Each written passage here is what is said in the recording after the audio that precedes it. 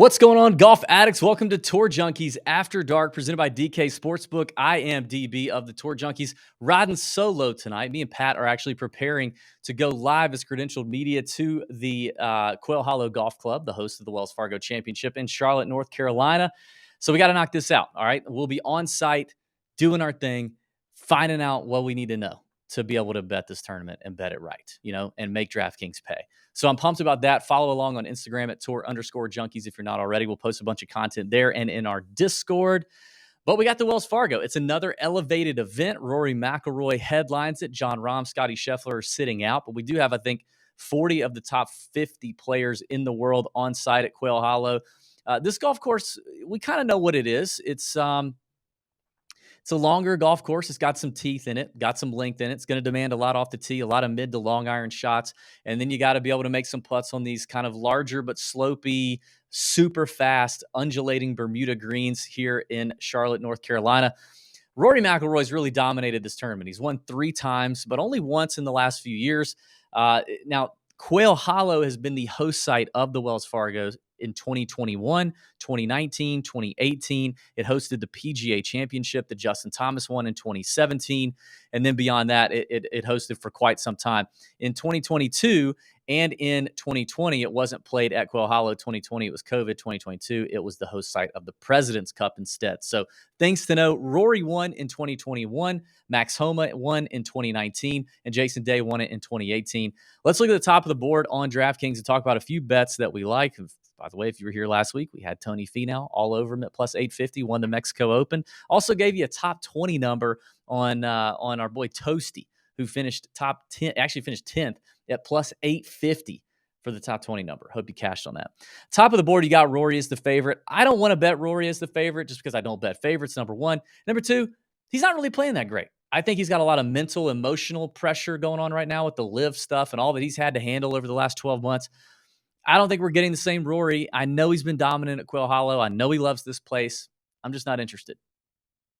I'm more interested in Jordan Spieth at 18-1, Victor Hovland at 20, and Cameron Young at 22. Those are my 3 up top that I like. Spieth's playing fantastic. He hasn't really played Quail Hollow very much at all, except in the President's Cup last fall where he kicked everyone's ass and loved it. But I still think this is a great spot for Jordan, and he is clearly peaking again.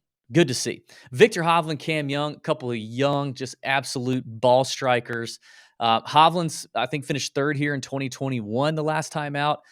He likes the course. He said it's a driving range course, meaning just point and aim and fire, which he's one of the best at on tour to do so. With the wind kind of being down and a non-factor this week, I think he's going to hit a lot of greens in regulation. That's what you want out of Victor Hovland, pound those greens in regulation. I love the number at 20-1.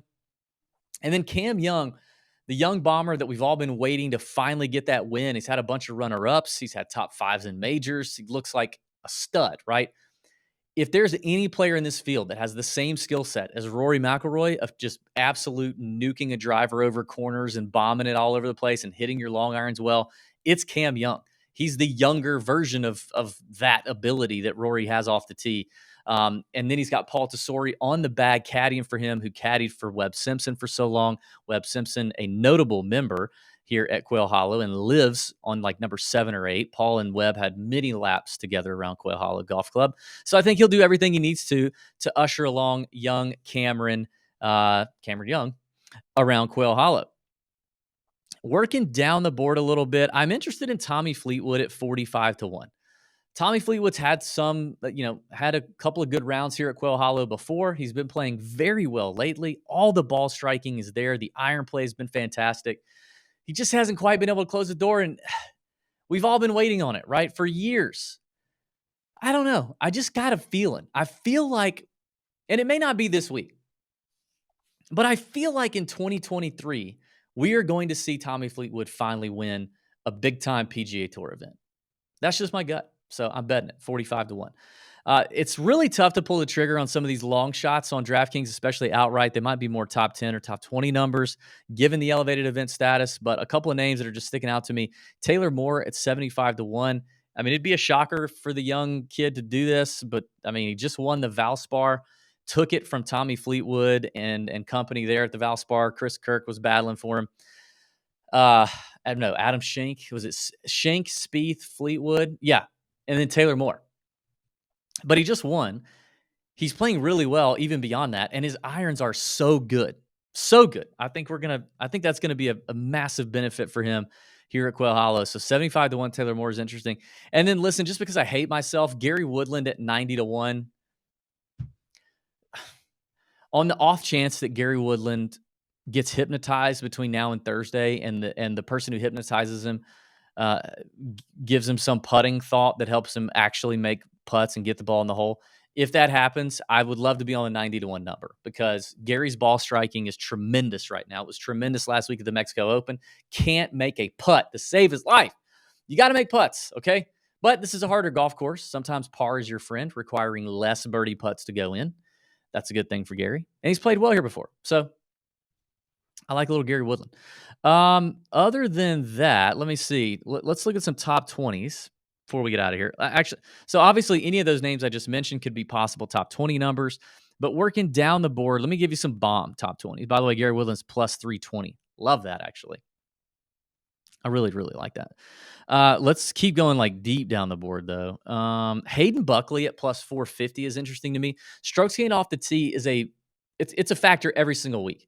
It seems like it's an even bigger correlated stat here at Quail Hollow than normal. And in this strong field, I believe Hayden Buckley over the last 24 rounds ranks either third or fourth in strokes gained off the tee. That's a tremendous track record. Plus 450 to top 20 is not out of the question for Buckley. I really like that. Sam Stevens is another one who's been playing really well. He's a rookie on the PGA Tour. Hits it far. Stripe show with the irons. 5 to 1 top 20. He's very confident right now. I think that's an interesting play. Akshay Bhatia, speaking of confidence, I mean, Akshay's a North Carolina kid. I think he lives in the Raleigh-Durham area.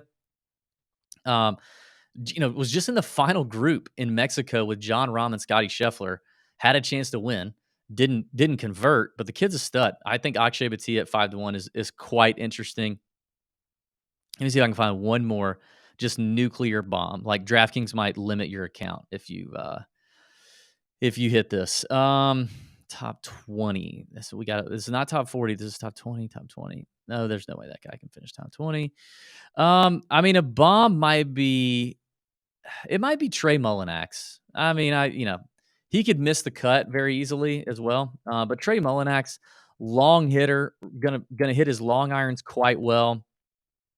He's played here a couple times. Let me see what he's done here.